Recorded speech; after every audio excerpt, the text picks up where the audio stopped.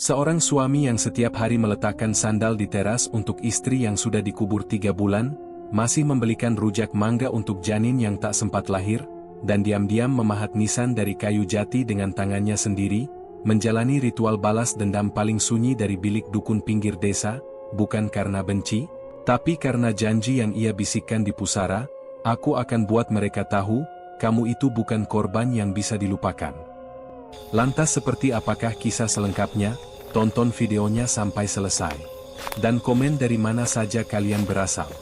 Semoga yang sudah menonton video ini selalu diberikan kesehatan dan lancar terus rezekinya, amin. Pagi itu, matahari baru naik di balik perbukitan. Kabut tipis masih menggantung di atas jalan setapak yang memisahkan rumah-rumah kayu di kampung kecil itu. Udara lembab, bau tanah basah masih terasa di hidung. Di dapur, suara sendok beradu dengan gelas mengisi keheningan, ritme kecil yang sudah menjadi kebiasaan setiap pagi di rumah Ardi dan Wati. Ardi bukan laki-laki yang pandai bicara. Ia jarang mengeluh, jarang juga tertawa keras. Hidupnya berjalan dengan tenang seperti aliran air di parit belakang rumah, mengalir tanpa tergesa. Sejak menikah dengan Wati 3 tahun lalu, hidupnya jadi lebih berarti, meski sederhana. Bengkel kayu di belakang rumah mertuanya menjadi tempat ia menghabiskan hari, mengetam, memahat, membuat kursi atau lemari pesanan warga desa. Di dapur kecil, aroma kopi tubruk menyeruak. Ardi menuangkan air panas ke dalam 2 gelas bening. Kopinya kental, pahit, tapi selalu ia aduk dengan hati-hati, seperti sedang merawat sesuatu yang rapuh. Di ruang depan, Wati duduk di kursi rotan, perutnya yang mulai membuncit tertutup kain daster biru muda dengan motif bunga kecil. Wajah Wati masih berseri, meski tubuhnya mulai lelah. Setiap kali Ardi menatap istrinya, ada sesuatu yang menenangkan. Senyum Wati selalu mampu membuat rumah kayu mereka terasa hangat, seolah sinar matahari terjebak di dalamnya. Ardi berjalan perlahan membawa 2 gelas kopi. Ia letakkan di atas meja kecil, lalu duduk di samping istrinya. "Masih mual?" tanyanya pelan. Wati menggeleng. "Sudah enggak. Tapi anakmu ini aktif sekali," ujarnya sambil menepuk perutnya pelan. "Semalaman gerak terus. Kayak nendang dari dalam." Ardi tersenyum. Ia mendekat dan menempelkan telinganya di perut Wati. "Loh, nak, jangan ganggu ibumu. Biar dia bisa istirahat." Wati tertawa kecil. "Kamu kayak bisa diajak ngomong aja." "Ya, siapa tahu dengar," jawab Ardi sambil tersenyum. Ia mengelus perut Wati pelan. "Nanti kalau lahir, aku buatkan ayunan sendiri. Dari sisa kayu jati proyek kemarin." "Janji?" "Janji," jawab Ardi mantap. "Ayunan paling bagus di kampung ini." Wati tertawa lagi. Suaranya ringan, seperti lonceng kecil di tengah udara pagi. Hari-hari mereka selalu dimulai seperti itu, kopi, obrolan ringan, dan tawa kecil. Hidup mereka tidak berlebihan, tapi cukup. Bagi Ardi, cukup adalah ketika ia bisa melihat Wati tersenyum setiap hari. Siang itu, matahari terik. Ardi bekerja di bengkel di belakang rumah. Tangannya sibuk mengetam papan, sementara pikirannya melayang entah kemana. Setiap ketukan palu terasa seperti denyut jantungnya sendiri, teratur, keras, dan jujur. Keringat menetes dari pelipisnya, menodai serbuk kayu di lantai. Ia berhenti sebentar, meneguk air dari botol kaleng, lalu menatap ayunan kecil dari jati yang baru setengah jadi. Bentuknya masih kasar, tapi sudah terlihat indah di matanya. Ia ingin ayunan itu selesai sebelum bayi mereka lahir. Dari kejauhan, suara sepeda motor terdengar. Wati pamit ke pasar tadi pagi untuk membeli sayur dan kain gendongan. Ardi sempat melarang, tapi Wati bersikeras, katanya hanya sebentar. Waktu berjalan cepat. Langit mulai mendung ketika Ardi mendengar suara pintu depan terbuka dengan keras. Ia spontan menoleh. "Wati," panggilnya dari bengkel. Tidak ada jawaban. Ia meletakkan palu, mengusap tangannya di celana, lalu berjalan menuju rumah. Ketika sampai di dapur, ia melihat Wati berdiri di ambang pintu. Bajunya kusut, rambutnya berantakan, matanya kosong seperti kehilangan arah. "Wati?" Ardi mendekat. "Kamu kenapa? Hujan di jalan?" Wati tidak menjawab. Ia menggenggam ujung kainnya kuat-kuat, seperti sedang menahan sesuatu agar tidak keluar dari tubuhnya. "Kenapa, sayang?" Ardi menyentuh bahunya. Kulit Wati dingin. Perempuan itu menatap lantai, bibirnya bergetar pelan. "Mas," suaranya nyaris tak terdengar. "Bimo." Nama itu keluar seperti racun. Ardi tidak langsung paham. Ia berpikir mungkin hanya salah dengar. Tapi dari wajah Wati yang pucat, ia tahu sesuatu yang buruk sudah terjadi. Ia ingin bertanya lebih jauh, tapi Wati memeluknya erat-erat, menangis tanpa suara. Tubuhnya gemetar.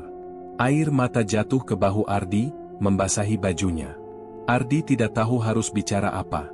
Ia hanya memeluk balik, berusaha menenangkan, meski hatinya mulai digerogoti rasa takut yang belum ia pahami. Malam turun cepat hari itu. Hujan turun pelan, menimpa atap seng dan membuat bunyi seperti bisikan yang panjang. Ardi duduk di tepi ranjang, sementara Wati meringkuk di bawah selimut. Matanya bengkak karena menangis terlalu lama. Dari jendela, cahaya lampu jalan menerobos masuk, membuat bayangan lembut di dinding kamar. Ardi menatapnya lama, sebelum akhirnya berkata pelan. "Kalau kamu mau cerita, aku dengerin, Ti." Wati diam cukup lama. Lalu bibirnya bergerak pelan. "Aku pulang dari pasar naik ojek. Hujan deras di tengah jalan. Mereka, 3 motor, Mas. Suruh tukang ojek turun. Aku sendirian." Ardi merasa dadanya diremas. Suaranya tercekat, tapi ia berusaha tenang. "Mereka ngapain?" Wati menggigit bibirnya. Matanya mulai berkaca-kaca lagi. "Aku enggak bisa cerita. Aku cuma mau lupa, Mas." Ardi menarik napas dalam-dalam. Ia memegang tangan istrinya erat. "Kita lapor, Ti. Kita lapor ke polisi." "Jangan," teriak Wati tiba-tiba, suaranya tinggi, membuat Ardi terdiam. "Jangan, Mas. Kamu enggak tahu mereka siapa." Wati menunduk, bahunya bergetar. "Bimo, anaknya Pak Kades, mereka semua orang takut, Mas." Keheningan menyelimuti kamar. Hanya suara hujan yang terus turun, seperti ikut menangis bersama mereka. Ardi menunduk. Di kepalanya, semua kata yang ingin ia ucapkan terhenti di tenggorokan. Ia ingin marah, tapi kepada siapa? Ia ingin menenangkan Wati, tapi kalimat apa yang bisa menambal luka sebesar itu? Ia hanya memeluk istrinya lagi, lebih erat, seperti ingin melindunginya dari dunia yang kejam. Di luar, angin bertiup membawa bau tanah basah dan dedaunan. Lampu di teras bergoyang pelan tertiup angin. Dari celah jendela, Ardi melihat ayunan kayu kecil yang belum selesai tergantung di bengkel, diam di kegelapan. Malam itu, ia tidak tidur. Ia duduk di samping Wati hingga fajar, memandangi wajah perempuan yang dicintainya itu. Setiap detik terasa berat, setiap tarikan napas terasa seperti hutang yang tak bisa ia bayar. Pagi datang dengan warna abu-abu. Hujan semalam meninggalkan jejak dingin di seluruh sudut rumah, seolah ikut menyimpan sisa tangis yang tak selesai. Ardi masih duduk di tepi ranjang, tepat di tempat yang sama sejak malam sebelumnya. Wati terbaring di sampingnya, matanya tertutup tapi kelopak itu bergetar sesekali, seperti orang yang bermimpi buruk. Ia tidak tidur. Hanya berdiam, menatap langit-langit dengan pandangan kosong. Kadang menggenggam ujung selimutnya, kadang mengelus perutnya pelan, seperti berusaha memastikan sesuatu yang hanya ia sendiri yang tahu. Di wajahnya, tidak ada air mata. Tapi keheningan itu lebih menyakitkan dari jerit apapun. Ardi bangkit perlahan, menutup jendela yang terbuka separuh. Angin pagi membawa bau tanah dan suara ayam berkokok dari kejauhan. Ia membuatkan kopi, 2 gelas seperti biasa, tapi kali ini hanya 1 yang disentuh. Gelas untuk Wati tetap di meja, uapnya lenyap sebelum diminum. Hari-hari setelah itu berjalan lambat, seolah waktu sengaja menunda segalanya agar mereka bisa merasakan setiap detik penderitaan. Wati jarang bicara. Ia sering terbangun di tengah malam, duduk di ujung ranjang dengan mata terbelalak, keringat dingin membasahi lehernya. Kadang ia menjerit, tapi bukan seperti orang ketakutan, lebih seperti seseorang yang berusaha mengingat sesuatu yang tidak ingin diingat. Ardi selalu terbangun setiap kali itu terjadi. Ia duduk di samping istrinya, menggenggam tangannya, berbisik, "Sudah, Ti, sudah. Aku di sini. Tapi Wati tidak menjawab. Tatapannya menembus dinding kamar, kosong dan jauh. Kadang ia memegangi perutnya, dan dengan suara serak, berbisik, "Dia masih di sini, Mas." Aku masih dengar detaknya. Ardi tidak berani menyangkal. Ia tahu perut Wati sudah tidak menendang lagi. Tapi bagaimana mungkin ia tega menghancurkan satu-satunya harapan yang tersisa di dalam kepala istrinya? Ia hanya mengangguk pelan, menepuk tangan Wati seperti menenangkan anak kecil yang ketakutan. Siang harinya, Ardi tetap bekerja di bengkel, tapi tidak dengan semangat yang sama. Setiap ketukan palu terasa hambar, setiap serpihan kayu seperti abu yang jatuh perlahan di atas bara yang sudah mati. Di tengah-tengah pekerjaannya, ia sering berhenti, menatap ayunan kecil dari jati yang belum selesai. Ia menyentuhnya perlahan, seperti menyentuh luka yang belum sembuh. Malam kembali datang, membawa ketenangan yang palsu. Hujan turun lagi. Di kamar, Wati kembali mengigau. Tubuhnya menggigil. Ardi menyentuh dahinya, panas. Panas sekali. Ia panik, memanggil mertuanya yang rumahnya di seberang jalan. Mereka membawa Wati ke puskesmas dengan mobil tetangga, tapi dokter di sana langsung menyarankan dirujuk ke rumah sakit kabupaten. Ardi duduk di kursi tunggu UGD, bajunya basah oleh hujan. Di tangan kanannya, ia masih memegang selendang biru milik Wati yang sempat terjatuh. Hujan di luar semakin deras, tapi di dalam dadanya, ada suara yang lebih bising dari petir, detak jantung yang berpacu dengan ketakutan. Waktu berjalan seperti mimpi buruk yang tak mau berhenti. Pintu UGD tertutup, dokter dan perawat keluar masuk dengan wajah tegang. Ardi tidak berani bertanya. Ia hanya duduk menunduk, menggigit bibir sampai darah terasa di lidah. Beberapa jam kemudian, seorang dokter keluar. Lelaki muda dengan wajah lelah dan mata yang tak berani menatap langsung. Istrinya selamat, katanya datar. Tapi, janinnya tidak tertolong. Kata-kata itu jatuh pelan, tapi memecah seluruh isi kepala Ardi. Suara hujan mendadak lenyap, suara orang berjalan di lorong rumah sakit pun hilang. Yang tersisa hanya dengung kosong di telinganya, dan gambar ayunan kayu jati yang tiba-tiba muncul dalam benaknya, tergantung di bengkel, belum selesai, bergoyang pelan di udara. Ia ingin menangis, tapi tidak bisa. Air matanya berhenti di tenggorokan, tertahan oleh rasa bersalah yang menyesakkan. Ia teringat semua hal kecil, kopi yang ia buat pagi itu, tawa Wati saat menyentuh perutnya, janji tentang ayunan, semua terasa seperti janji yang ia khianati. Malam itu ia tidak berani masuk ke ruang rawat. Ia hanya duduk di koridor, di kursi plastik dingin yang menempel di dinding.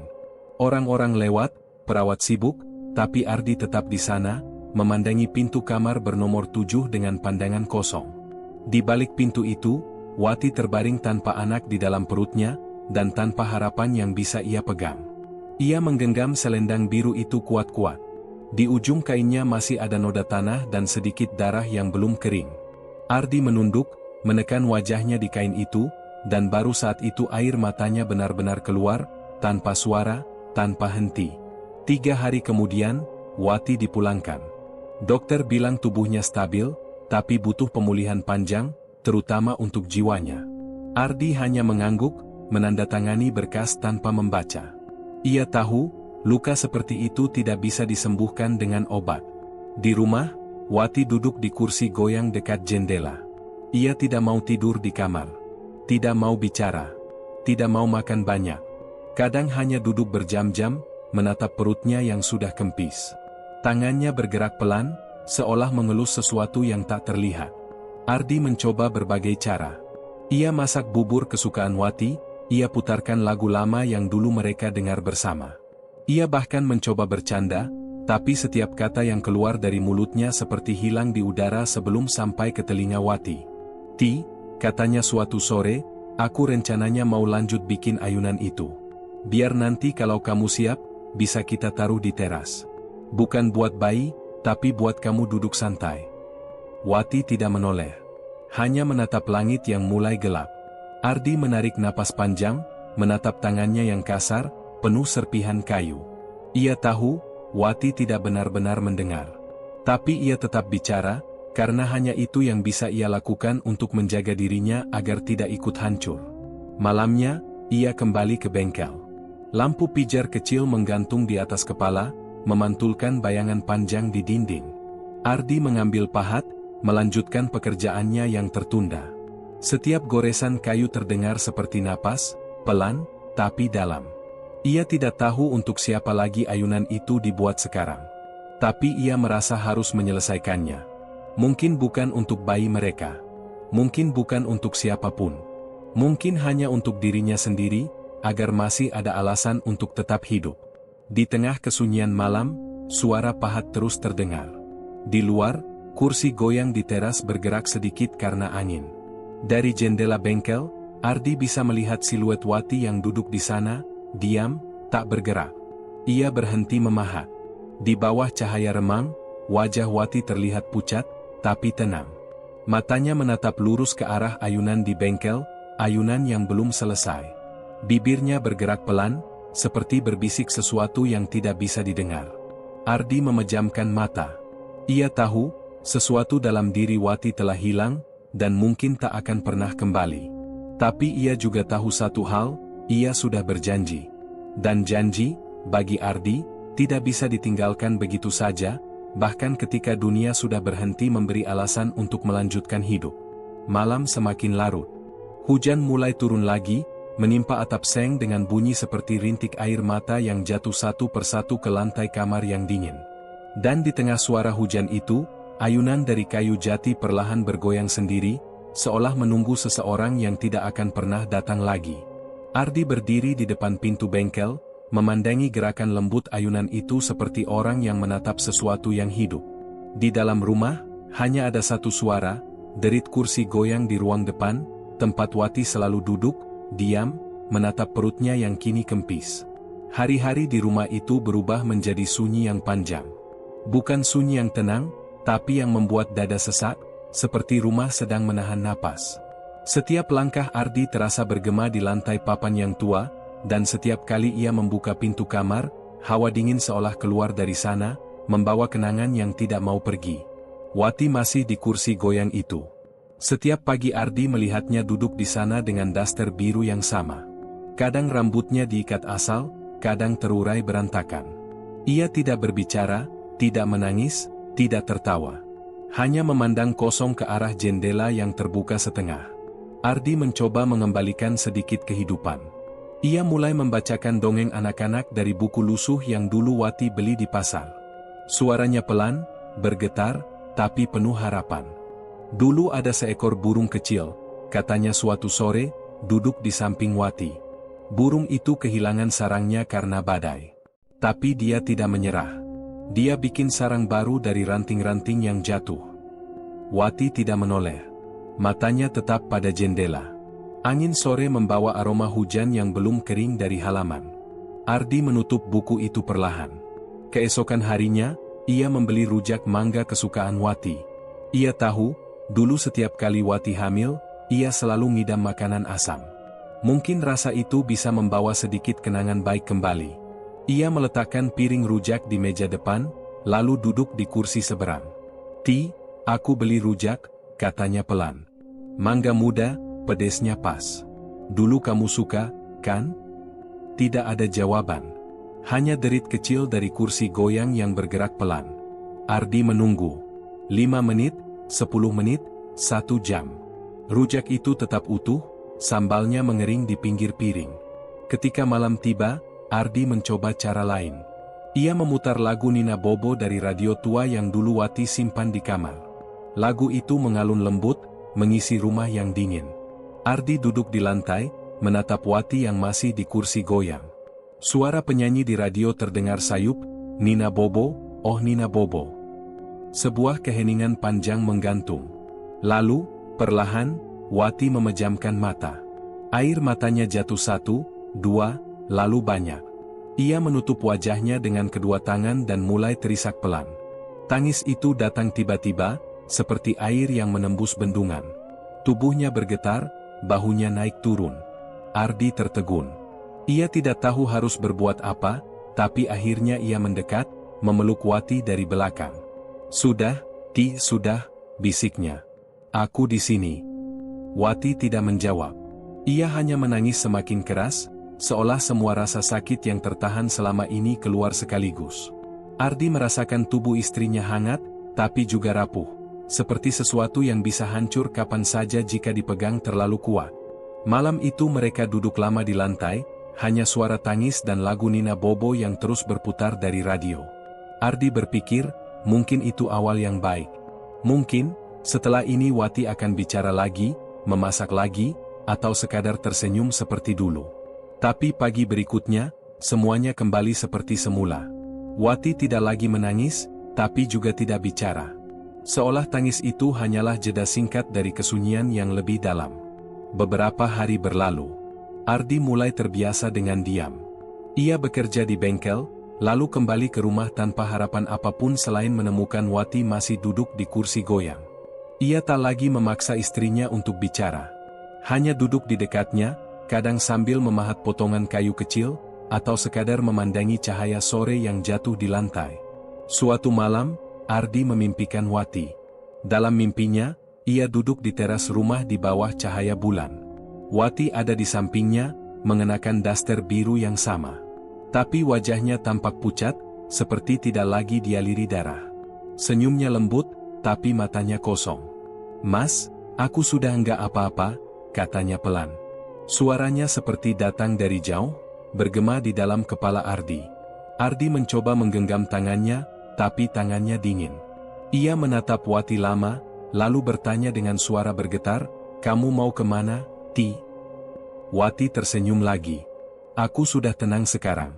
Kamu jangan sedih." Lalu ia memandangi ayunan kayu yang tergantung di teras.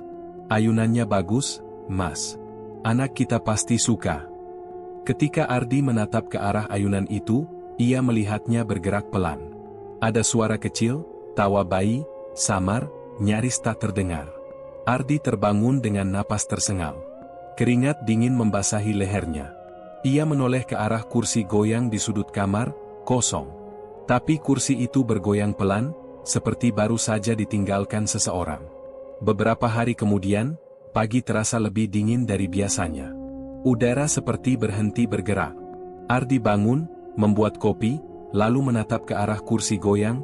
Wati tidak di sana. Ia memanggil, tapi tak ada jawaban. Ia menemukannya di kamar, terbaring di atas kasur dengan wajah tenang. Daster biru yang biasa ia pakai masih melekat di tubuhnya, tapi warnanya tampak lebih pucat. Ardi mendekat perlahan, menyentuh bahunya. "Ti," panggilnya pelan. Tidak ada reaksi. Tangannya mengguncang pelan bahu itu, tapi tubuh Wati kaku. Kulitnya dingin. Bibirnya pucat kebiruan. Di meja kecil di samping ranjang, ada piring rujak mangga yang belum disentuh dan radio yang masih menyala pelan. Lagu Nina Bobo bergema lirih dari sana. Ardi tidak berteriak, tidak menangis. Ia hanya terduduk di lantai, memandangi wajah Wati yang tenang. Dunia terasa berhenti. Segalanya tiba-tiba kehilangan suara. Beberapa jam kemudian, rumah itu ramai oleh pelayat. Mertua Ardi datang, menangis keras, tapi Ardi tetap diam. Ia duduk di samping jenazah Wati, memegang tangannya yang kaku. "Dia cuma kecapean," bisik seseorang. "Bukan," katanya, "gagal jantung," sahut yang lain. Ardi tidak peduli. Semua suara terdengar jauh, seperti datang dari dunia lain. Malam setelah pemakaman, Ardi duduk sendirian di bengkel. Di hadapannya ada sepotong kayu jati besar yang ia siapkan sejak lama. Ia menatapnya lama, lalu mulai memahat pelan, dengan gerakan teratur dan hati-hati. Suara pahat bergema di ruangan sunyi. Serpihan kayu jatuh satu persatu, menumpuk di lantai. Ia tidak peduli pada waktu, tidak peduli pada rasa sakit di tangannya. Yang penting hanya satu, menyelesaikan apa yang sudah ia mulai. Ketika fajar mulai datang, kayu itu berubah bentuk. Sebuah nisan sederhana dari jati, halus, kuat, dengan ukiran tangan yang rapi. Ardi mengambil pisau kecil dan menulis di bawah nama istrinya. "Ibu dari anak kami di surga." Tangannya bergetar saat huruf terakhir selesai diukir. Ia menatap tulisan itu lama, lalu tersenyum tipis. "Sudah, Ki," bisiknya. "Janji Mas sudah kutepati." Cahaya pagi masuk lewat celah atap bengkel, menyinari nisan itu. Di luar, Kursi goyang di teras bergoyang pelan, tertiup angin yang lembut, seperti ada seseorang yang baru saja duduk di sana. Dan untuk pertama kalinya setelah sekian lama, Ardi merasa rumah itu benar-benar sepi. Tapi bukan sepi yang biasa. Sepi yang dalam, pekat, seperti rumah itu ikut berduka untuk cinta yang telah mati bersama perempuan yang paling ia cintai.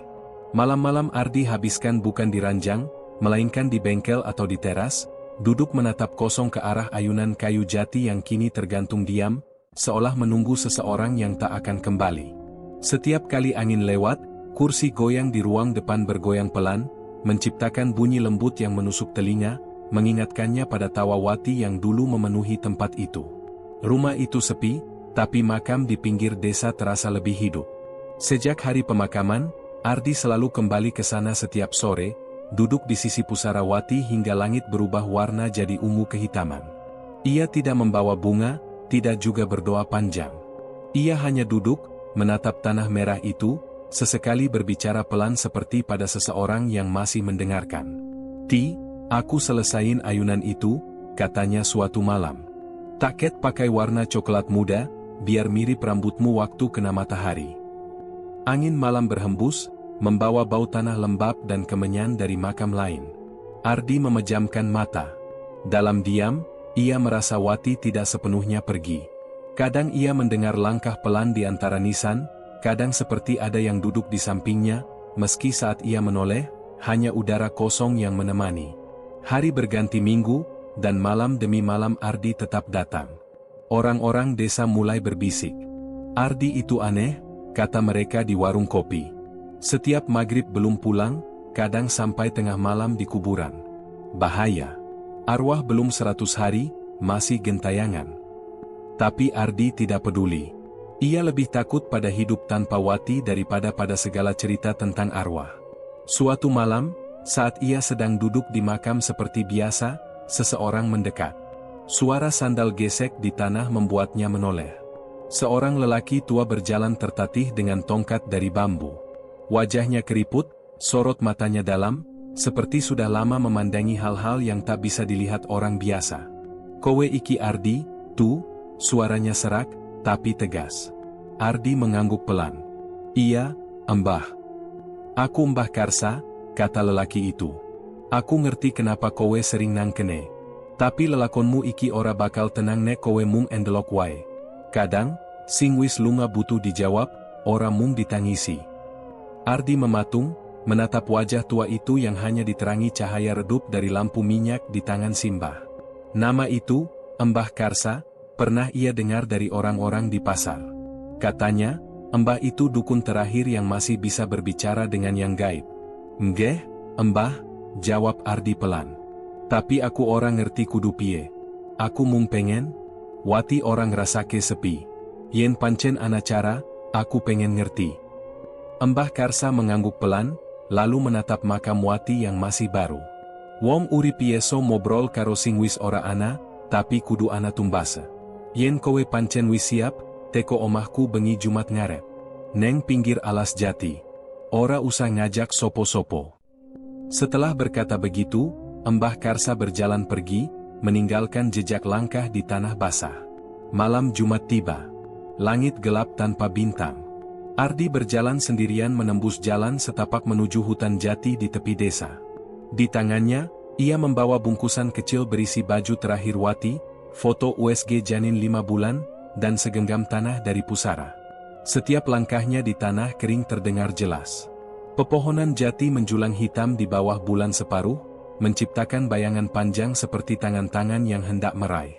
Gubuk Mbah Karsa muncul di antara pepohonan, bangunan kecil dari anyaman bambu, beratap ilalang, dengan lampu minyak bergoyang di depan pintu. Asap tipis keluar dari sela dinding, membawa bau menyan yang menyengat. Ardi berhenti di depan pintu dan mengetuk pelan. "Wis teko, Ngger?" Suara Mbah Karsa terdengar dari dalam. "Iya, Mbah," jawab Ardi. "Aku nggawa sing jenengan omongke." "Melbu."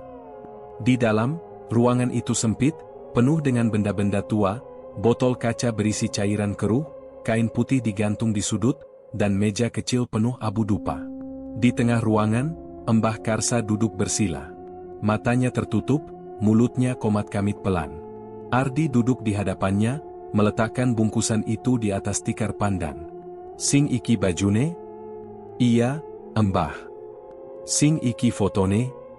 "Iya." Embah Karsa membuka bungkusan itu, menatap setiap benda seolah menilai beratnya kenangan yang dibawa. "Kabeh iki, dudu kanggo ngundang sing wis mati.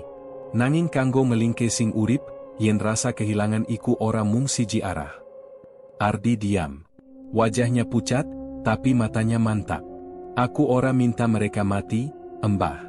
Aku cuma pengen, wong-wong kui ngerti rasane ilang. Rasane sepi.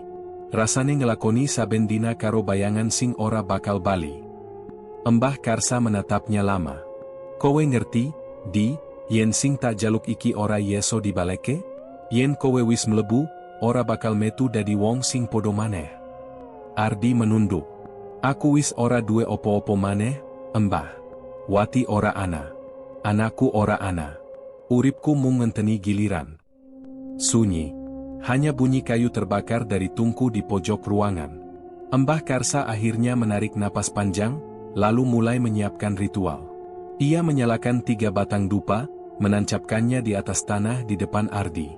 Asapnya naik perlahan, menggulung ke langit-langit. Dari kantong kain, Embah Karsa mengeluarkan segenggam bunga kering dan menaburkannya di atas baju Wati. "Sing tak lakoni iki ora mung kanggo ngirim, nanging kanggo ngiket." Ia menutup matanya, membaca mantra dalam bahasa yang tak dipahami Ardi. Suaranya bergetar, berat, seperti datang dari dalam tanah.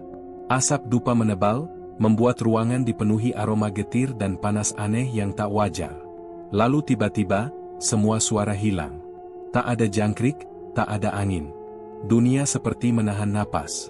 Seekor burung hantu di luar jerit panjang, melengking, tajam, memecah malam. Embah Karsa membuka mata perlahan.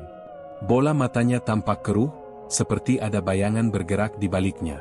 Ia menatap Ardi dengan tatapan yang tidak lagi manusia sepenuhnya. "Wis tekan," katanya pelan. "Sing kowe jaluk, wis ngerti sapa sing kudu digoleki." Ardi menelan ludah, tubuhnya gemetar tapi bukan karena takut. Ada rasa aneh merambat di kulitnya, seperti hawa panas yang berjalan di bawah lapisan darah. Ia tahu sesuatu berubah. Udara di sekitarnya jadi berat. "Embah," suaranya bergetar. "Apa? Wati bakal ngerti aku ngelakoni iki?" Embah Karsa menatapnya dengan pandangan kosong. "Ora ana sing ilang tanpa ninggal jejak. Yen wektu wis tekan, kabeh bakal ngerti." Asap dupa tiba-tiba berputar kencang, seolah tersedot oleh sesuatu di tengah ruangan. Lampu minyak bergoyang keras, nyalanya menari liar. Dari luar terdengar suara ranting patah, lalu angin berhenti sama sekali. Ardi menatap ke depan, dan di balik asap, ia melihat sesuatu. Siluet perempuan, berdiri diam, rambutnya panjang, mengenakan daster biru muda.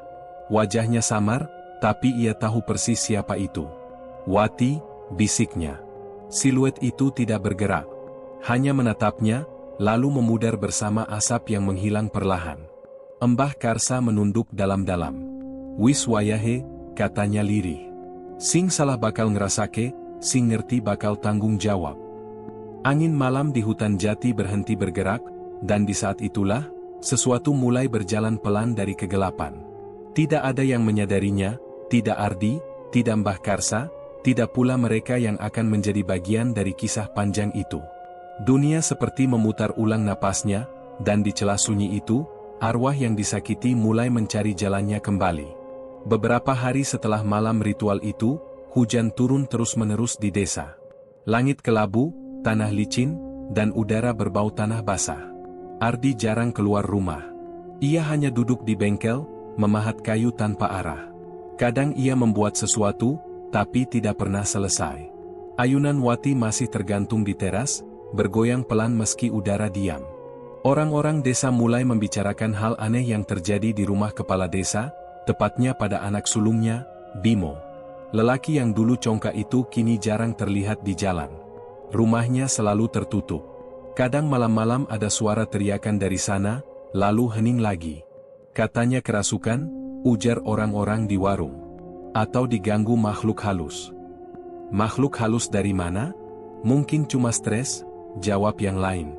Tapi mereka tahu, tak ada yang berani membicarakan itu lama-lama. Karena setiap kali nama Wati terucap, udara di sekitar mereka terasa berat, dan angin yang lewat membawa suara seperti desah tangis jauh di sawah.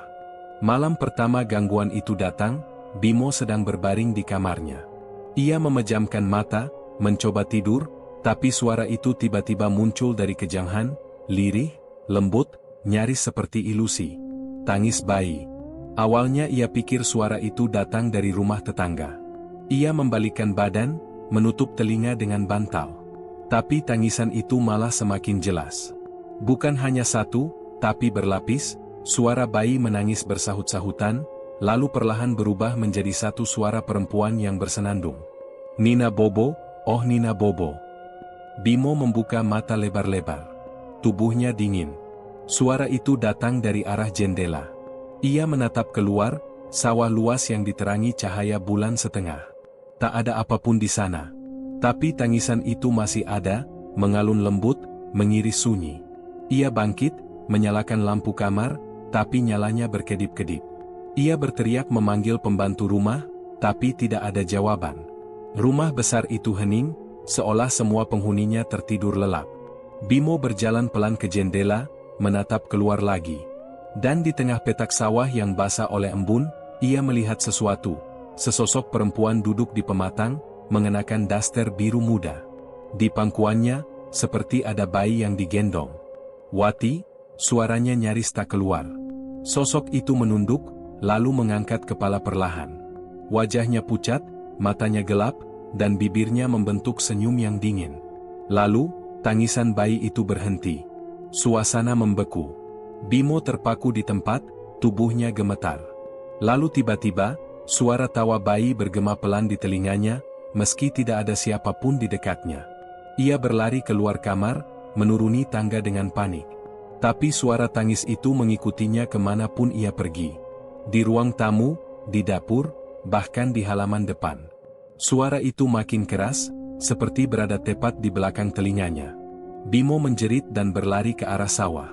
Kakinya menjejak lumpur, tanah basah menempel di betis. Ia tidak tahu kenapa, tapi langkahnya seperti ditarik ke tengah petakan sawah itu.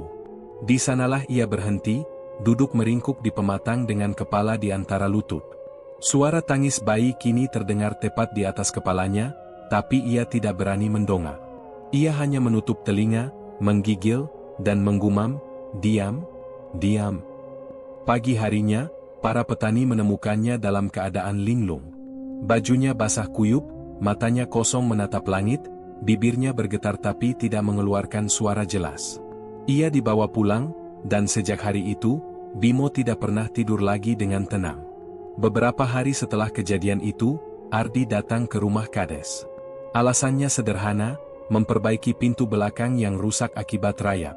Kades yang sudah tua menyambutnya dengan wajah tegang, tapi tetap mempersilakan. "Mas Ardi, tolong cepat diselesain, ya," katanya. "Anak saya lagi sakit, jadi jangan banyak suara."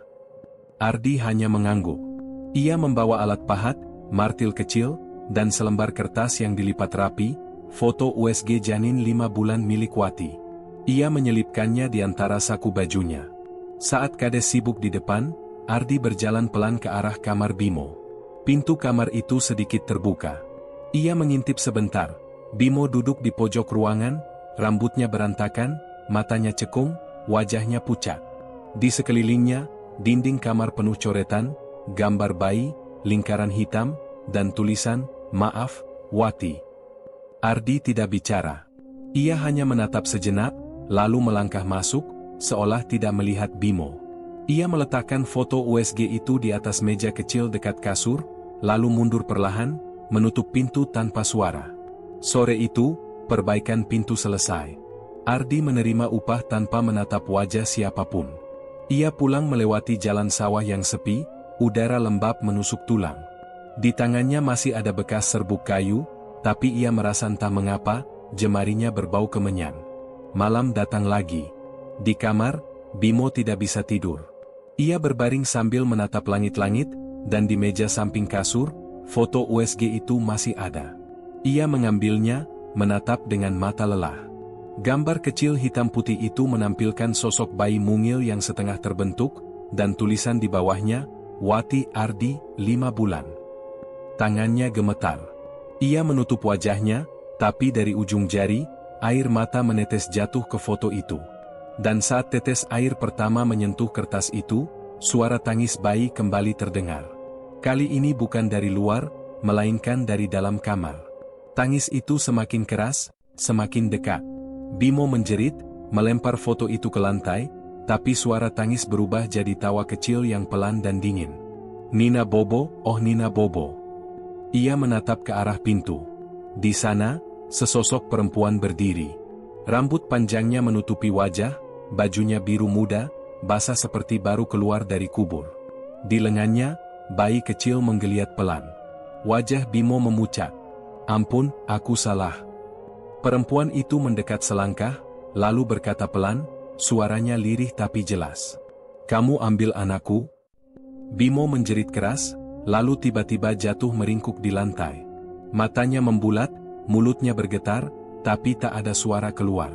Keesokan paginya, pembantu rumah menemukan Bimo sudah tidak bernyawa. Tubuhnya kaku, posisi meringkuk seperti orang ketakutan. Di sampingnya, selembar foto USG yang sudah basah, entah oleh air mata, entah oleh sesuatu yang lain. Desa geger. Orang-orang berkumpul di depan rumah Kades. Ada yang bilang Bimo meninggal karena sakit jiwa, ada pula yang berbisik, kutukan istri tukang kayu itu mulai berjalan. Ardi mendengar kabar itu di warung kopi. Ia hanya duduk, menunduk, dan menyesap minumannya perlahan. Tidak ada ekspresi di wajahnya, tidak juga kebanggaan. Hanya mata yang dalam, kosong, seolah sedang melihat sesuatu yang jauh di luar pandangan orang lain. Seseorang di warung berkomentar, heran, ya. Anak muda kayak gitu mati mendadak, padahal sehat. Yang lain menimpali, katanya semalaman nangis-nangis. Dengar suara bayi. Ah, omong kosong. Tapi orang rumahnya dengar juga, loh. Ardi meletakkan gelasnya perlahan.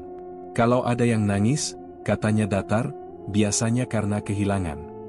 Orang-orang menoleh, tapi Ardi sudah berdiri, membayar kopi tanpa banyak kata, lalu berjalan pulang melewati jalan becek.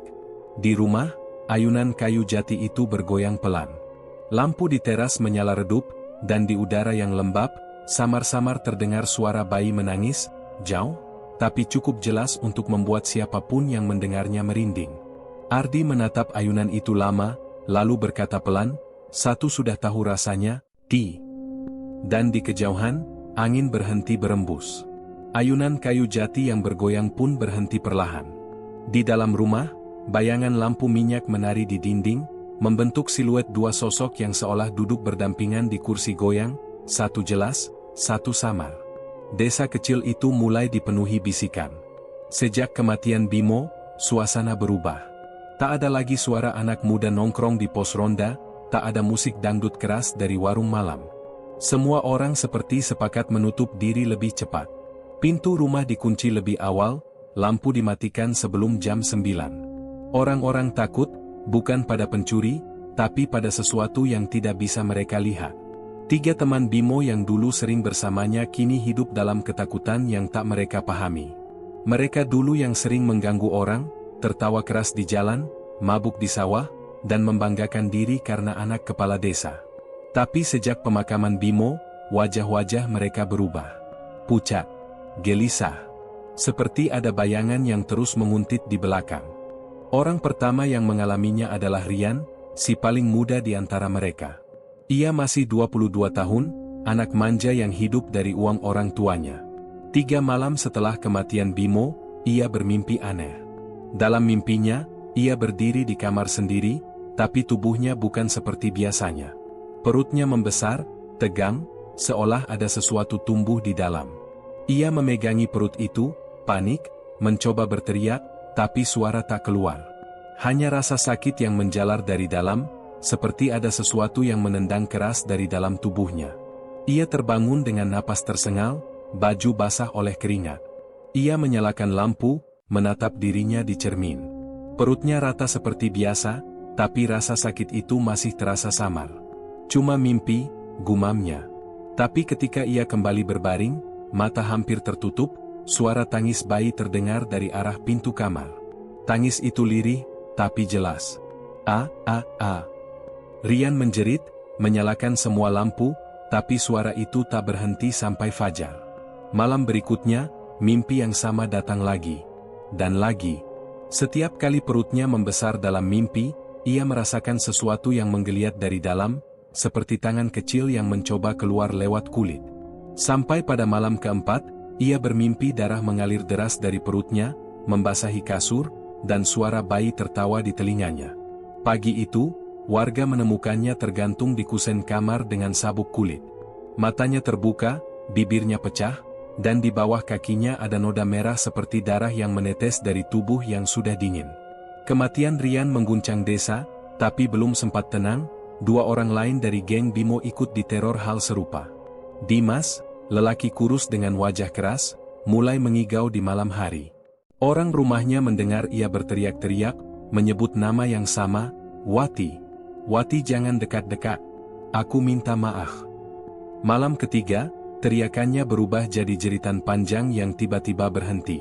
Ketika ibunya masuk kamar, Dimas sedang duduk di sudut ruangan, menatap langit-langit dengan mata kosong.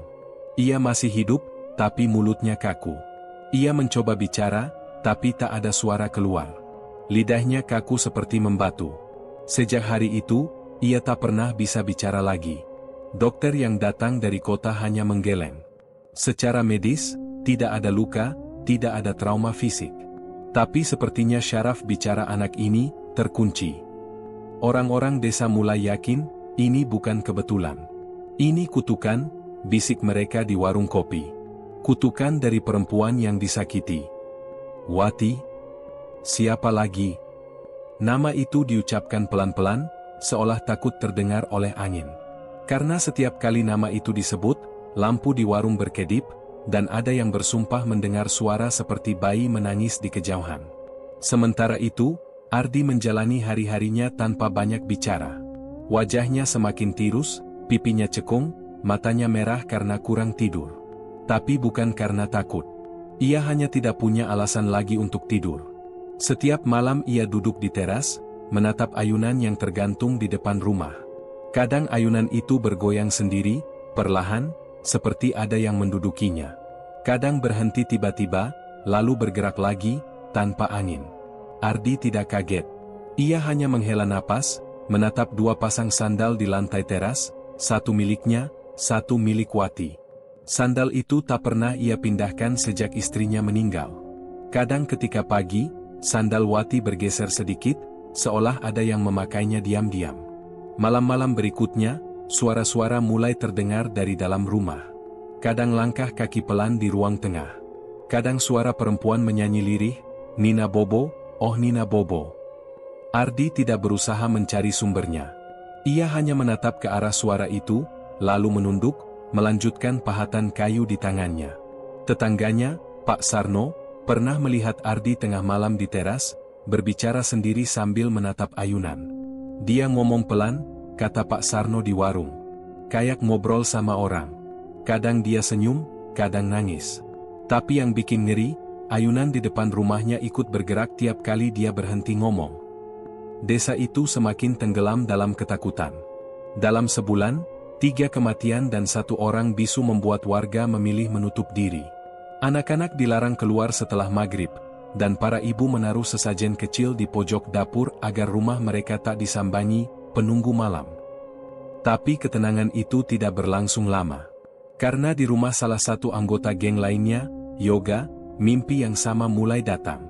Ia bermimpi tubuhnya berubah, perutnya membesar, berat, seperti mengandung sesuatu. Ia menjerit, tapi di dalam mimpi itu tak ada suara keluar. Ia hanya bisa mendengar bisikan di telinganya, suara perempuan yang lembut tapi dingin, sekarang kamu tahu rasanya, kan? Ketika ia terbangun, bajunya basah oleh keringat dan di bawah selimut ada bercak merah samar. Ia berteriak, tapi keluarganya yang datang hanya menemukan noda itu berubah jadi tanah basah. Sejak malam itu, Yoga tidak pernah bisa tidur nyenyak. Ia terus terbangun karena suara bayi menangis di dalam telinganya sendiri. Terkadang suara itu berubah jadi tawa kecil, lalu jadi suara perempuan menyanyi. Nina Bobo, oh Nina Bobo. Setiap kali lagu itu terdengar, lampu kamarnya padam tanpa sebab, dan udara di sekelilingnya menjadi sangat dingin. 3 malam kemudian, ia ditemukan di ruang tengah rumahnya, duduk di kursi, mata terbuka, tapi napasnya sudah berhenti. Tidak ada tanda kekerasan, hanya tangan kanannya menggenggam perut sendiri erat-erat. Ketika kabar itu sampai ke telinga Ardi, ia hanya diam. Ia sedang duduk di bengkel, memahat kayu tanpa arah.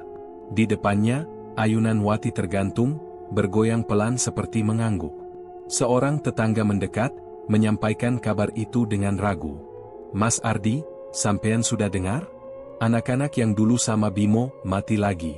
Katanya sakit aneh. Ardi berhenti memahat.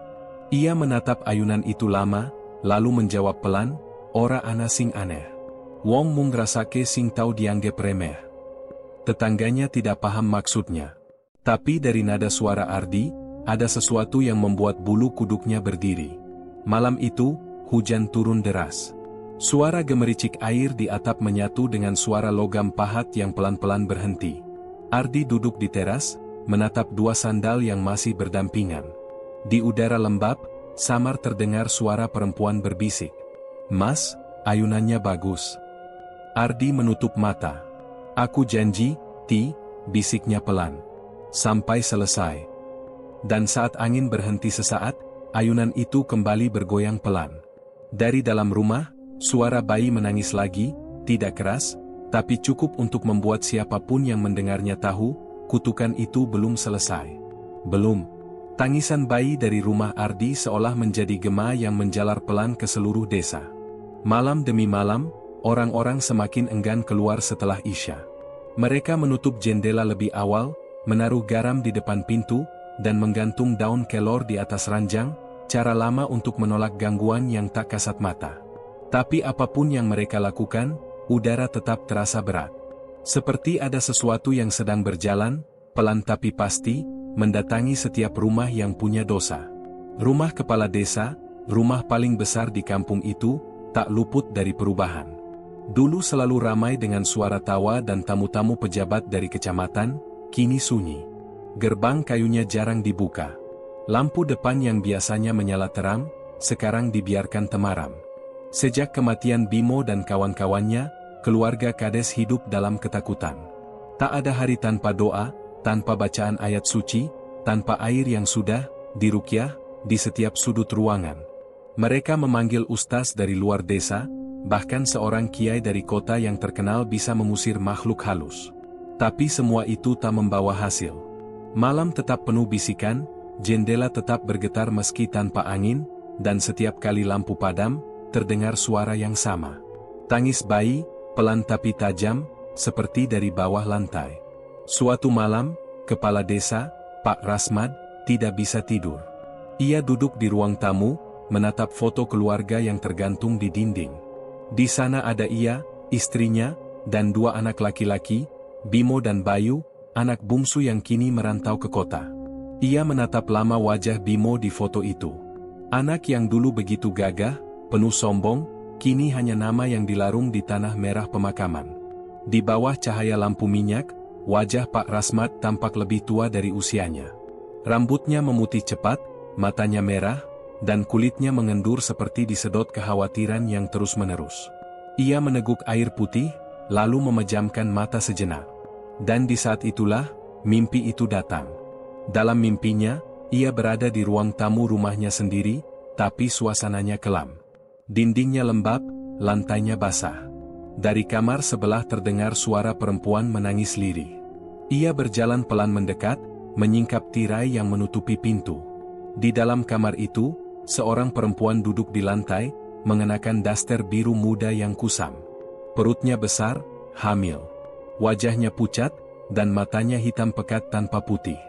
Perempuan itu menatapnya dengan tatapan kosong, lalu berkata lirih, "Anak bapak ambil anak saya." Suaranya pelan, tapi setiap kata menembus dada seperti jarum dingin. Pak Rasmad mencoba melangkah mundur, tapi kakinya tak bisa bergerak. Lalu perempuan itu bangkit, perlahan, mendekat. Dari bawah dasternya, darah menetes ke lantai, menimbulkan bunyi lembut tik-tik. Ia tersentak bangun dengan napas memburu. Tubuhnya basah oleh keringat dingin. Istrinya yang tidur di sampingnya terbangun, panik. "Pak, kenapa?" Pak Rasmat memegangi dadanya. Aku mimpi dia, Bu. Dia datang." "Siapa?" "Wati." Nama itu membuat istrinya merinding. Ia memeluk suaminya erat, tapi tubuh lelaki itu terus gemetar. Malam itu mereka tak tidur lagi. Seminggu kemudian, saat sedang menerima tamu dari kecamatan, Pak Rasmat tiba-tiba jatuh dari kursinya. Setengah tubuhnya lumpuh. Dokter di puskesmas bilang, stroke berat. Sejak hari itu, ia hanya bisa berbaring di tempat tidur, tak bisa bicara jelas, hanya menggumamkan sesuatu berulang kali, kata yang sama, "Wati, Wati." Setelah suaminya terbaring lemah, Nyonya Rasmat, Ibu Bimo, menjadi lebih gelisah dari sebelumnya. Ia merasa rumah mereka kini berbeda. Setiap malam ada suara seperti langkah kecil berlari di atas plafon. Kadang terdengar suara pintu kamar bayi berderit, padahal mereka tidak punya bayi di rumah itu lagi. Ia memanggil kiai lain untuk membaca doa. Malam itu rumah dipenuhi bacaan ayat suci, suara keras menggema dari setiap ruangan.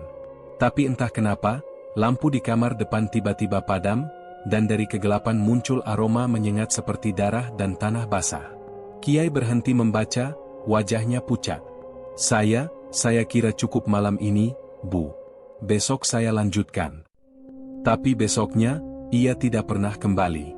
Malam berikutnya, Nyonya Rasmat tidur sendirian di kamar. Suaminya sudah dibaringkan di ruang lain karena butuh perawatan khusus.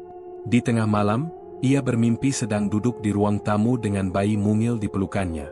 Bayi itu tersenyum padanya, pipinya kemerahan, matanya bening. "Nenek," katanya pelan. Suaranya lembut, tapi dingin. "Nenek, dingin." Ia memeluk bayi itu lebih erat, mencoba menghangatkan tubuh mungil itu. Tapi semakin dipeluk, kulit bayi itu semakin dingin, seperti es. Lalu kulitnya berubah warna menjadi kebiruan, dan dari mulut kecilnya keluar uap putih. "Nenek, dingin." Nyonya Rasmat terbangun dengan teriakan tertahan. Udara di kamarnya membeku. Ia merasa napasnya berat, tangannya kaku. Seluruh tubuhnya dingin seperti diselimuti embun. Ia mencoba memanggil pembantunya, tapi suaranya hilang. 3 hari kemudian, ia meninggal. Tubuhnya ditemukan di atas ranjang, dengan posisi seperti sedang memeluk sesuatu yang tak terlihat. Kulitnya pucat membiru, matanya terbuka, dan di sekitar tubuhnya terasa hawa dingin yang tak wajar, seolah ruangan itu bukan kamar manusia, melainkan ruang pendingin jenazah. Desa kembali gempar. 2 kematian dalam satu keluarga membuat semua orang ketakutan. Tidak ada yang berani melayat lama-lama. Orang datang, menaruh bunga, lalu buru-buru pulang sebelum matahari tenggelam. Tak ada yang berani menyebut nama Ardi keras-keras, tapi semua tahu arah angin kutukan itu. Di warung, orang berbisik pelan, "Itu balasan. Anak mereka bikin orang hancur, sekarang ganti mereka yang dihancurkan." Yang lain menjawab, tapi Ardi kelihatan tenang-tenang aja. Tiap sore masih di bengkel, masih bikin sesuatu. Cuma matanya itu, kosong. Dan memang begitu. Ardi tetap menjalani harinya seperti biasa. Ia bekerja di bengkel, memahat kayu jati, membentuk sesuatu yang belum selesai. Tangannya bergerak lambat tapi pasti, dan di wajahnya tidak ada amarah, hanya ketenangan yang aneh, dingin, seperti seseorang yang sudah berdamai dengan dosa dan pembalasan. Setiap kali berita kematian baru terdengar, ia hanya berhenti sebentar, menatap ayunan di teras yang bergoyang pelan, lalu berkata lirih, "Satu lagi, satu lagi tahu rasanya." Di desa, orang-orang mulai tidak berani menatap rumahnya. Setiap malam, ketika lampu di teras menyala, bayangan seperti 2 orang sering terlihat duduk di kursi depan, Ardi dan seorang perempuan berselendang biru muda. Kadang, dari jauh, terdengar suara lembut seorang perempuan menyanyi, "Nina Bobo, oh Nina Bobo." Dan semua orang tahu, kutukan itu belum berhenti. Masih ada yang tersisa. Masih ada yang belum membayar. Malam yang menelan desa itu masih sama seperti sebelumnya, gelap, lembab, dan dingin. Suara jangkrik di kejauhan terasa seperti dengung yang datang dari perut bumi. Dari kejauhan, rumah Ardi tampak berbeda dari rumah lain. Satu-satunya rumah yang lampunya selalu menyala sampai fajar, dengan cahaya kuning pucat yang bergetar halus di bawah angin pelan. Di teras rumah itu, ayunan kayu jati kini sudah selesai. Setelah berminggu-minggu bekerja dengan tangan yang tak berhenti, Ardi akhirnya memahat bagian terakhirnya sore tadi. Ia menggosok permukaannya dengan minyak kelapa hingga halus berkilau. Di sandaran ayunan itu, ia mengukir pelan huruf-huruf yang ia hafal betul, Wati Ardi. Huruf-huruf kecil, tapi rapi, seperti doa yang disembunyikan di antara serat kayu. Kini ayunan itu tergantung tepat di bawah lampu teras, bergerak pelan setiap kali angin lewat. Tidak kencang, tidak terburu-buru, seolah ada yang duduk di sana dengan lembut, menikmati malam yang panjang. Ardi duduk di kursi kecil di sebelahnya. Di meja kecil, ada sepiring rujak mangga yang setengah dimakan. Buahnya kecut, pedasnya pas, tapi ia hanya mencicipi sedikit lalu membiarkannya begitu saja. Setiap kali selesai makan, ia menyisakan separuh, kebiasaan yang dulu ia lakukan untuk Wati. Ia menatap ayunan itu lama, tanpa kata. Kadang senyum kecil muncul di wajahnya, kadang ia menunduk dan menarik napas panjang. Tidak ada air mata lagi. Tangis sudah berhenti sejak lama. Yang tersisa hanya ketenangan aneh, seperti seseorang yang sudah mencapai ujung dari segalanya. Di sekeliling rumah, suara malam berputar seperti bisikan lembut. Sesekali terdengar suara perempuan menyanyi sangat pelan dari arah dapur. Nina Bobo, oh Nina Bobo, tapi Ardi tak terkejut. Lagu itu kini menjadi bagian dari malamnya, seperti suara jam dinding atau detak jantung sendiri. Tetangga yang lewat kadang berhenti sebentar di ujung jalan, memperhatikan dari jauh. Mereka melihat Ardi duduk sendirian, tapi bayangan di kursi di sebelahnya kadang tampak seperti dua. Lalu mereka cepat-cepat melangkah pergi, tak berani menoleh lagi. Bagi mereka, rumah itu bukan lagi rumah biasa. Tapi bagi Ardi, di sanalah Wati masih tinggal.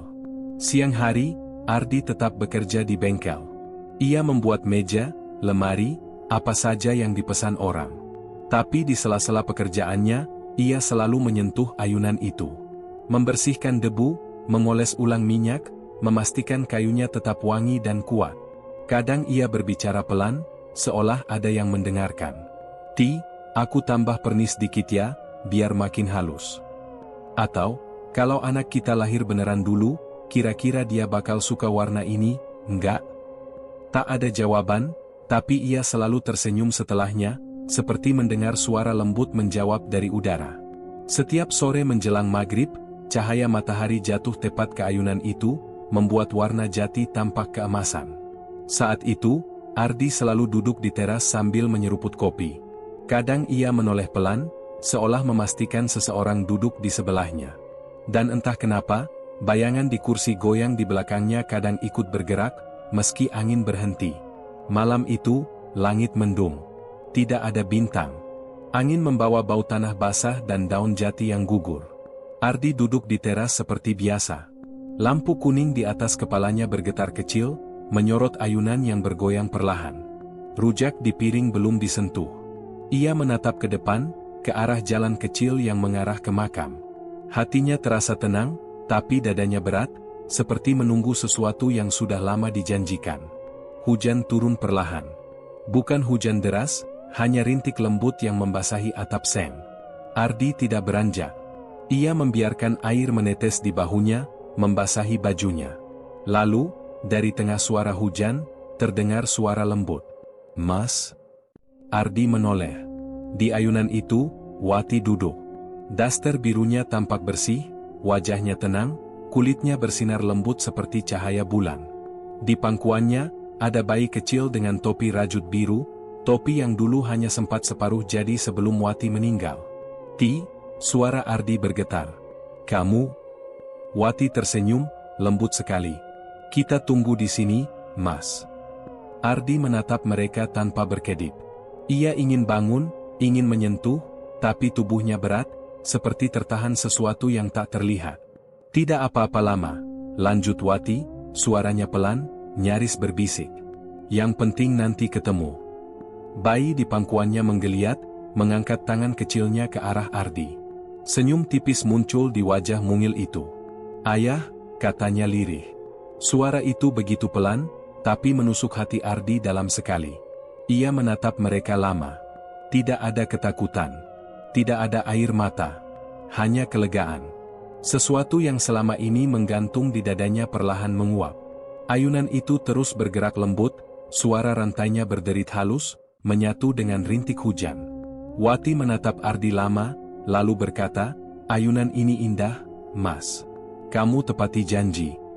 Ardi mengangguk. "Aku cuma pengen kamu bisa duduk di situ." "Sudah," jawab Wati pelan. "Sekarang gantian kamu istirahat." Suara itu makin jauh, makin pelan, lalu hilang bersama hembusan angin. Hujan berhenti. Ardi terbangun di kursi dengan napas panjang. Udara di sekitarnya dingin, tapi dadanya hangat. Ia menatap ayunan, kosong. Tapi di atas dudukannya, ada setetes air yang tidak menguap, seperti sisa air mata yang baru saja jatuh. Ia tersenyum pelan, memegang pahatan nama di sandaran ayunan itu, lalu berbisik. "Sudah, Ti, aku ngerti. Aku tunggu di sini." Pagi datang dengan sinar lembut. Burung-burung berkicau, suara ayam berkokok dari kejauhan. Ardi membuka bengkel, seperti biasa. Ia mengambil sepotong kayu jati lagi, mulai memahat dengan telaten. Seorang tetangga lewat dan menyapanya, tapi Ardi hanya tersenyum tipis. "Mas Ardi, semalam hujan?" "Ya," kata tetangga itu. "Iya," jawab Ardi. "Tapi adem. Wati senang kalau hujan." Tetangga itu terdiam. Ia tahu harus berhenti bertanya lebih jauh. Ia hanya melihat wajah Ardi yang tampak lebih tenang dari biasanya, meski matanya menyimpan sesuatu yang sulit dijelaskan. Sore hari, ayunan di teras bergoyang pelan lagi. Tidak ada angin, tapi rantainya berderit lembut, seperti diayun tangan kecil yang tak terlihat. Rujak di meja teras setengah dimakan. Malam turun perlahan. Lampu teras menyala, menyorot dua pasang sandal di bawahnya, masih berdampingan, tidak pernah berubah tempat. Dari dalam rumah, terdengar suara halus perempuan menyanyi pelan. "Nina Bobo, oh Nina Bobo." Dan di antara cahaya lampu kuning itu, bayangan Ardi tampak duduk di kursi kecil, menatap ayunan yang bergoyang sendiri. Senyumnya tenang. Matanya damai. Ia tahu waktunya tidak lama lagi. Dan di bawah langit malam yang sunyi itu, janji yang pernah ia buat akhirnya benar-benar selesai. Malam itu berakhir dengan tenang. Lampu teras rumah Ardi masih menyala, ayunan kayu jati yang tergantung di bawahnya bergoyang pelan seperti diayun tangan lembut yang tak terlihat. Di dalam rumah, udara dingin bercampur aroma minyak kayu dan sedikit wangi dupa yang samar. Ardi duduk di kursi kecil di depan bengkel, memandangi hasil karyanya yang kini sempurna. Ayunan Wati, janji yang akhirnya ia tepati. Pagi datang dengan cahaya keemasan yang lembut. Burung-burung beterbangan dari pepohonan jati di belakang rumah, suara ayam bersahutan dari kejauhan. Seolah dunia yang selama ini kelam, untuk sesaat diberi kesempatan bernafas dengan damai. Ardi membuka matanya perlahan. Ia masih di kursi, masih dengan baju kerja yang penuh serbuk kayu. Ia bangkit pelan, mengusap wajahnya, lalu berjalan menuju bengkel. Hari baru, pikirnya. Hari yang sama seperti kemarin, tapi entah kenapa hatinya terasa ringan, seolah ada beban besar yang akhirnya diletakkan di suatu tempat yang jauh. Ia menyalakan kompor kecil di sudut dapur, merebus air, lalu membuat 2 gelas kopi seperti dulu, satu untuk dirinya, satu lagi ia taruh di meja di ruang depan, di tempat Wati biasa duduk. "Kopimu udah jadi, Ti," katanya pelan.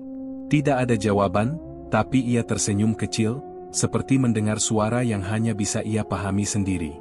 Siangnya, suara ketukan pintu terdengar. Mertuanya, Pak Wiryo, datang dengan wajah yang sudah lama tampak tua oleh kesedihan. Lelaki tua itu jarang ke rumah Ardi sejak Wati meninggal, tapi hari itu ia datang membawa bekal kecil, sayur lodeh dan nasi hangat dalam wadah kaleng. Ardi menyambutnya dengan sopan. "Monggo, Pak. Maaf, rumah masih berantakan." Pak Wiryo menatap menantunya lama. Ia tidak menyangka, wajah Ardi terlihat begitu tenang. Tidak seperti beberapa bulan lalu, saat matanya selalu sembab dan bibirnya kering karena terlalu banyak diam. Sekarang ia terlihat lebih damai, bahkan hampir tersenyum. "Kowe kerja maneh, Di?" tanya mertuanya sambil melihat ke arah bengkel yang terbuka. "Iya, Pak," jawab Ardi, menatap sepotong kayu jati besar di mejanya. "Aku mau bikin lemari." "Lemari?" "Iya," jawabnya sambil mengusap permukaan kayu itu. "Buat nyimpen baju-bajune Wati. Biar ora bledug." Pak Wiryo terdiam. Tenggorokannya tercekat. Ia ingin menegur, ingin mengatakan bahwa baju itu sebaiknya disumbangkan, bahwa Wati sudah pergi, tapi kalimat itu berhenti di lidah. Ia melihat mata Ardi, tatapan itu jernih, tidak kosong, tapi dalam dan tenang, seperti seseorang yang sudah menerima segalanya. "Yowes, Di," katanya akhirnya, pelan. "Sing penting kowe ora lali sholat." Ardi mengangguk, tersenyum tipis. "Iya, Pak. Aku ora lali." Pak Wiryo pamit tak lama kemudian. Dari jalan setapak menuju rumah, ia sempat menoleh sekali. Ardi masih di bengkel, memegang pahatnya dengan hati-hati. Dari jauh, ia tampak seperti patung, diam, teguh, menyatu dengan kayu yang sedang ia bentuk. Sore menjelang malam. Langit berubah ungu tua, angin membawa bau hujan yang belum turun. Ardi masih di bengkel, tangannya sibuk memahat. Setiap kali pahat menyentuh kayu, bunyinya ritmis, teratur, seperti detak jantung. Ia memahat tanpa tergesa, seperti seseorang yang tahu waktu sudah cukup lama menunggunya. Di teras, lampu kuning menyala lebih cepat dari biasanya. Ayunan Wati bergoyang pelan, rantainya berderit lembut. Dua pasang sandal masih berdampingan di bawahnya, satu milik Ardi, satu milik Wati. Tak pernah bergeser, seolah menunggu kaki yang tak akan datang lagi. Malam semakin larut. Hujan akhirnya turun, rintiknya tipis, hanya membasahi atap seng dengan bunyi lembut seperti tepukan tangan kecil. Dari luar, rumah Ardi tampak hangat oleh cahaya lampu teras. Beberapa tetangga yang lewat sempat melihat dari jauh. Mereka heran, karena lampu masih menyala dan ayunan terus bergerak, padahal tak ada angin. Salah satu dari mereka memanggil pelan dari pagar. "Mas Ardi." Tidak ada sahutan. Mereka mencoba lagi, "Mas, kopi yuk di warung." Masih tidak ada jawaban. Mereka hanya bisa berdiri beberapa saat, menatap rumah itu dari kejauhan. Ayunan masih bergoyang pelan, cahaya lampu menyorot dua sandal di bawahnya. Angin tiba-tiba berhenti, dan ayunan itu pun perlahan diam. Pagi harinya, ketika matahari baru naik di balik bukit, seorang tetangga mengetuk pintu rumah Ardi. Tidak ada jawaban. Mereka membuka perlahan, dan menemukan Ardi duduk di kursi kerja di bengkel. Tubuhnya condong ke depan, kepalanya tertunduk di atas meja. Wajahnya tenang, matanya terpejam, seperti orang yang tertidur. Di tangannya, ia menggenggam potongan kayu jati kecil yang diukir berbentuk hati. Di permukaan kayu itu, dengan pahatan rapi dan dalam, tertulis dua kata, "Untuk Wati." Tidak ada tanda-tanda penderitaan. Tidak ada darah. Hanya ketenangan. Di luar, ayunan di teras diam. Lampu teras masih menyala, meski pagi sudah terang. Dua sandal di bawah ayunan masih berdampingan, tak bergeser sedikit pun. Berita kematian Ardi menyebar cepat ke seluruh desa. Orang-orang datang melayat dengan wajah muram dan hati yang campur aduk antara sedih dan takut. Di rumah itu, tidak ada tangisan keras, hanya kesunyian yang pekat. Seolah seluruh benda di dalam rumah ikut berduka, tapi sudah tahu sejak lama bahwa hari ini akan tiba. Mertuanya menangis diam-diam di pojok ruangan. Ia memandangi menantunya yang kini terbaring di atas kasur sederhana, wajahnya damai seperti sedang bermimpi. "Kowe tenan-tenan nyusul, Di," gumamnya lirih. Malam itu, setelah pemakaman, desa kembali tenang. Tak ada lagi bisikan tentang kutukan, tak ada lagi kabar orang meninggal mendadak. Semua seolah berhenti bersama napas terakhir Ardi. Namun setiap kali angin lewat di malam hari, terutama saat bulan setengah menggantung di langit, orang-orang bersumpah mendengar sesuatu dari arah rumah itu. Suara ayunan berderit pelan. Lalu, di antara desir daun dan rintik hujan yang halus, terdengar suara perempuan menyanyi dengan nada lembut, penuh kasih, seperti menidurkan bayi. "Nina Bobo, oh Nina Bobo." Dan bila seseorang cukup berani mendekat ke rumah itu, ia akan melihat cahaya lampu teras masih menyala. Ayunan kayu jati itu bergerak lembut, meski udara benar-benar diam. Di bawahnya, dua pasang sandal masih berdampingan, seolah menunggu pemiliknya untuk pulang. Sampai hari ini, tidak ada yang berani memindahkannya. Karena semua orang tahu, itu bukan sekadar sandal. Itu tanda dari janji yang sudah ditepati. Janji yang mengikat cinta, kehilangan, dan arwah yang tak ingin saling meninggalkan. Dan di setiap malam yang sunyi, ketika suara Nina Bobo terdengar dari arah rumah tua itu, orang-orang hanya menunduk pelan dan berbisik. Itu Ardi, itu Wati, mereka sudah tenang, tapi belum benar-benar pergi. Terima kasih sudah menyimak sampai selesai. Jangan lupa dukung aku dengan tekan tombol subscribe channel ini. Terima kasih.